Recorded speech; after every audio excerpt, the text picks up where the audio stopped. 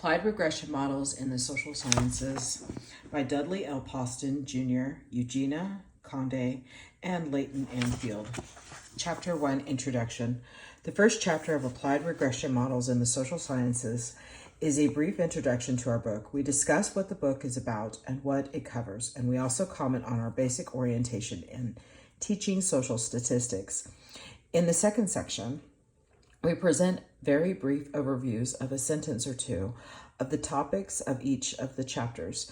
In the last section, we present some tips about how to read this book for it to be most useful to you. 1.1, what this book is about. Social scientists design and conduct their research using a host of different methods, one of which is quantitative methods. Other methods include qualitative methods, comparative historical methods, and ethnographic methods. Each has its strengths and weaknesses. Our book focuses exclusively on quantitative methods. We show throughout all the chapters how to use statistical methods to analyze numerical data about individuals and the groups to which they belong. Knowing applied statistics is key for developing and understanding sound scientific research. However, students and scholars are sometimes intimidated by the familiar or unfamiliar language and mathematical formulas used in statistics. Indeed, we sometimes have students in our classes who have had prior coursework and training in statistics, but they have difficulty interpreting the statistical results and translating their research questions into statistical models. We believe this problem may result from their having learned statistics with texts that emphasize learning the formulas while brushing over the meaning and application of the results. Hence, in our book, we do the opposite. In each chapter, we present and review the relevant statistical formulas and methods for the topic being discussed. But we do in such a way that the reader will understand the how and the why of statistical models. We focus heavily on the practical component of statistics, that is, interpreting and giving meaning to the results. We stress the applications of statistical methods.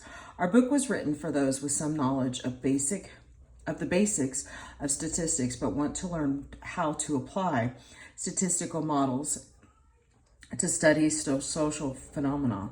Our book is not theoretical statistics, but rather a book about how to use and apply statistical methods in the analysis of the social world.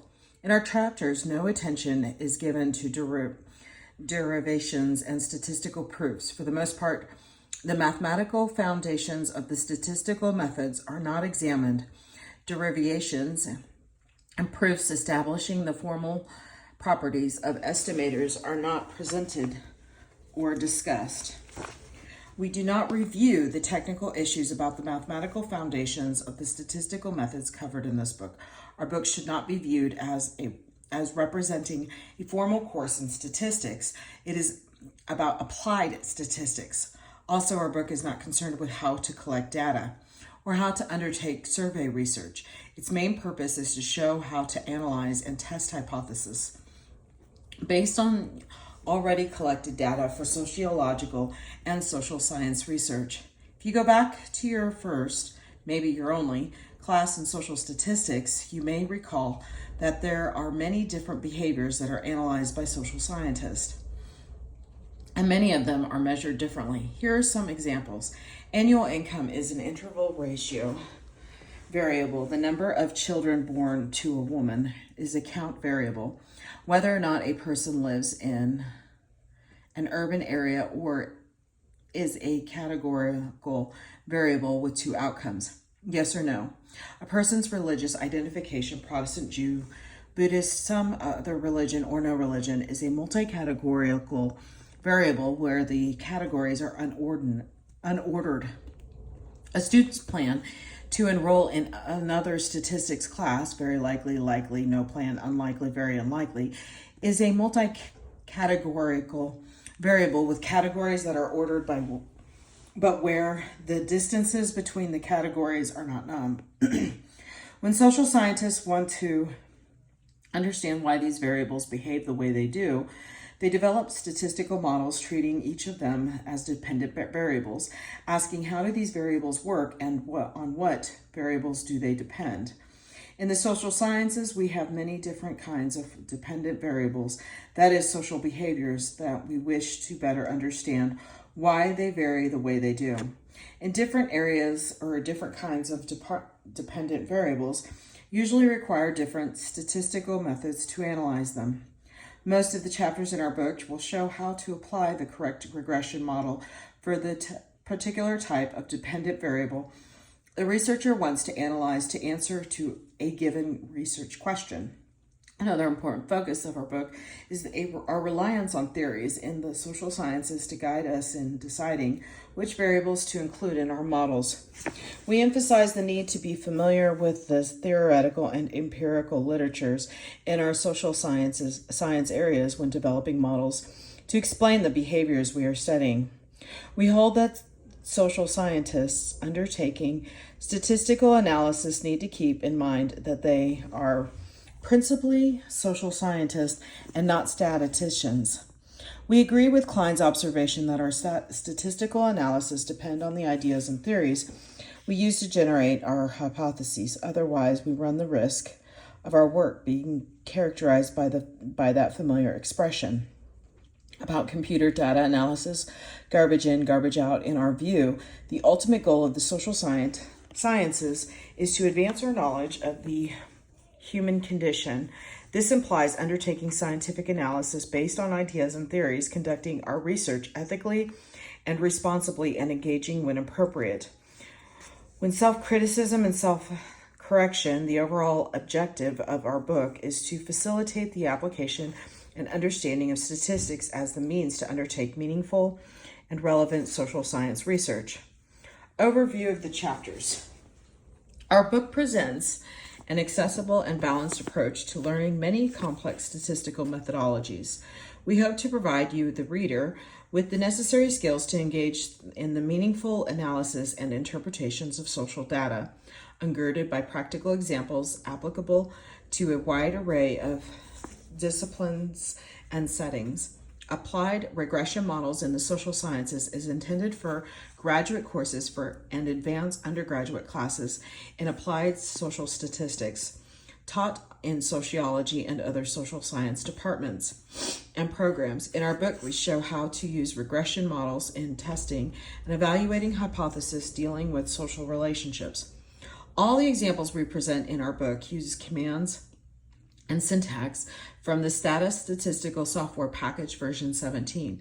Thus, Chapter 2 deals with the undertaking statistical analysis using Stata. There are other excellent statistical programs used by social scientists, one of which is R, a powerful program that is freely and readily accessible to researchers in our book. Many of the statistical examples are also presented with R. Thus, Chapter 3 deals with the undertaking statistical analysis using R. In Chapter 4, we cover the two topics of descriptive statistics and the normal distribution. We first discuss measures of central tendency, variance, and the standard deviation. Then we discuss the normal distribution and its properties and its role in descriptive and inferential statistical analysis. Researchers use statistical tables to summarize and report their findings. Chapter 5 covers statistical tables and cross-tabulations and explores the basic structure and components of tables and presents some general recommendations. After introducing basic statistical and computing issues in chapters 2 through 5, Chapter 6 discusses bivariate regression and correlation and statistical inference. Here the focus is on dependent variables that are interval and unbounded and on models with only one independent variable. Examples such as dependent variables would be a person's income or country's illiteracy rate. Chapter 7, multiple regression and correlation, extends the statistical analysis of dependent variables that are interval and unbounded to models with more than a single independent variable. 3 topics are treated in Chapter 8, regression assumptions and diagnostics and robust regression. There are a number of assumptions that need to be met for the results based on the models presented in Chapter 7 to be reliably extended to the larger population. These are discussed in Chapter 8, along with methods and approaches for determining whether the assumptions are also met. Also discussed in this chapter is robust regression, that is, regression methods to be used when the assumptions are not met. Chapter 9 covers missing data. Most research involving human subjects will almost always have some missing data. Lots of different methods have been developed to handle the issue of missing data, some of them more problematic than others. In this chapter, we discuss these methods and focus especially on the method of multiple imputation. The topic of Chapter 10 is issues of survey design, specifically how to make correct inferences to the larger population using sample data that are not met from simple random samples. Chapter 11, Binomial Logistics Regression, focuses on statistical models used to analyze dependent variables that are binomial and categorical, such as whether or not a person voted for Joe Biden in 2020, or whether or not a person lives in an urban area. Chapter 12, Ordinal Logistic Regression, extends these models to the analysis of dependent variables that are multi-categorical and ordered. For instance, a person's rating of their health in, say, 5 categories from excellent to poor. Chapter 13, Multinomial Logistics Regression, covers statistical models of dependent variables that are multi-categorical and unordered, such as a person's religion, say Protestant, Catholic, Jew, Buddhist, some other religion, or no religion. Chapter 14, Count Regression, moves to the analysis of dependent variables that are neither continuous nor categorical, but are counts of events such as the number of children a woman has had born to her in her lifetime, or the number of riots occurring in a city in the past year. Chapter 15, Survival Analysis, discusses what is referred to as time to event dependent variables. That is, variables that occur or do not occur over time. 2 examples would be whether or not an individual divorces within the first 10 years of marriage, or whether a newly hired employee is promoted within 5 years of beginning new jobs. Chapter 16, Multi-Level Models, focuses on the analysis of observations or subjects that are nested in 2 or more categories. To illustrate, suppose the dependent variable is the mathematics achievement score of a school child, and the independent variable are at both the level of the student, for example, number of hours the student spends studying each week, and at the level of the school, for example, the number of teachers in the school with advanced graduate degrees. Chapter 17, Other Issues and Final Thoughts. The last chapter in our book briefly addresses other methods and techniques not covered in this book. As noted earlier, the various dependent variables studied by social scientists are different in form and character. Their hypotheses require different kinds of regression models for them to be tested correctly. After reading through all the chapters of this book, we are hoping you will know how to identify and apply the appropriate regression models to test and evaluate most of these hypotheses entertained in the social sciences. We also hope you will be able to read, understand, and interpret the results of most of the statistical analysis presented in social science journals and research monographs. How to best read this book. In the last section, a short section, we present some tips about how to best to read this book. We draw on, adapt, and extend some of the suggestions in a similar section in Mitchell's 2022 new book, A Visual Guide to Statographics. Most books are usually read from cover to cover, with each chapter building on and extending materials in the preceding chapters. This book, however, has been written so that each chapter stands on its own. If in particular chapter we refer to materials in earlier chapter, we mention the earlier chapter, as well as if relevant formula and table numbers. Thus familiarize yourself with our book's table of contents as well as the earlier section above, where we described the contents of each chapter. You may then feel free to move directly to the chapter of interest. We make the above suggestion with one reservation. Before reading any of the chapters addressing the different statistical topics, and these are chapters 4 through 16, we recommend you first read chapters 2 or 3. Chapter 2 is a brief introduction in how to undertake statistical analysis using stata, and chapter 3 is similar introduction to statistical analysis using R. Reading one of these two chapters, depending on whether you are or will be using stata or R as your main statistical program.